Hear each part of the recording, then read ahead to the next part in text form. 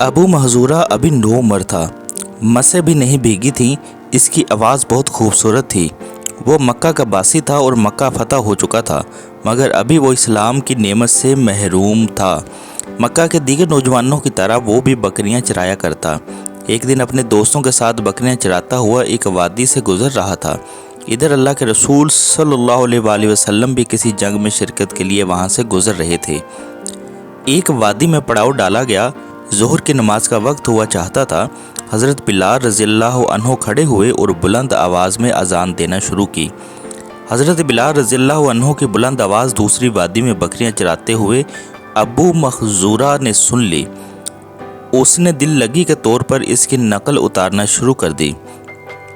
اس کے دوسرے ساتھی خاموشی سے اس کی آواز سن رہے تھے۔ بلال اذان دیتے رہے اور ابو محذورہ اس کی نقل اتارتے رہے۔ انداز میں تمسخر تھا مگر آواز غضب کی تھی۔ پھر ابو محذورہ کی قسمت جاگ اٹھی۔ اس کی خوبصورت آواز کو سرور کائنات نے سماعت فرمایا۔ آواز اچھی لگی۔ اذان ختم ہوئی تو حضرت علی اور حضرت زبیر رضی اللہ عنہم کو حکم دیا، اس اذان دینے والے کو لے آئیں۔ وہ پہاڑ کے پیچھے گئے، نوجوان کو پکڑا اور انہیں رسول اللہ صلی اللہ علیہ وآلہ وسلم کے پاس لے کر آئے۔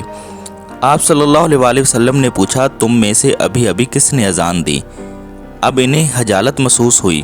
ایک دوسرے کی طرف دیکھنے لگے کہ وہ تو تمسخرانہ طور پر اذان دے رہا تھا۔ آپ صلی اللہ علیہ وآلہ وسلم نے فرمایا، تم اذان دو۔ اس نے اذان کہنا شروع کی تو اس کی آواز خوبصورت نہ تھی۔ اب دوسرے کو اشارہ ہوا، اس کی بھی آواز خوبصورت نہ تھی۔ اب ابو محذورہ کو اشارہ ہوا، اس کی آواز دلوں میں اترنے والی تھی۔ ارشاد ہوا، تم نے ابھی اذان دی ہے؟ کہنے لگا، ہاں۔ اب آپ صلی اللہ علیہ وآلہ وسلم نے اپنے ہاتھ مبارک کو آگے بڑھایا، ابو محذورہ کا امامہ اتارا، اس کے سر پر دست شفقت پھیرا اور دعا فرمائی، اے اللہ اس بچہ میں برکت دے اور اسے اسلام کی ہدایت فرما۔ ابو محذورہ کی کیفیت کیا ہوگی؟ اللہ کے رسول صلی اللہ علیہ وآلہ وسلم کا لمس، وہ مبارک ہاتھ لمس کی لذت، اور پھر اس کی قسمت جاگ اٹھی۔ اس نے کہا، اشہد لا الہ الا اللہ و اشہد ان محمد الرسول اللہ۔ اب آپ صلی اللہ علیہ وآلہ وسلم نے ابو محذورہ کو مزید بشارت دی اور وظیفہ مقرر فرمایا، جاؤ تم مکہ والوں کے مؤذن مقرر کیے جاتے ہو، اب تم اہل مکہ کے مؤذن ہو۔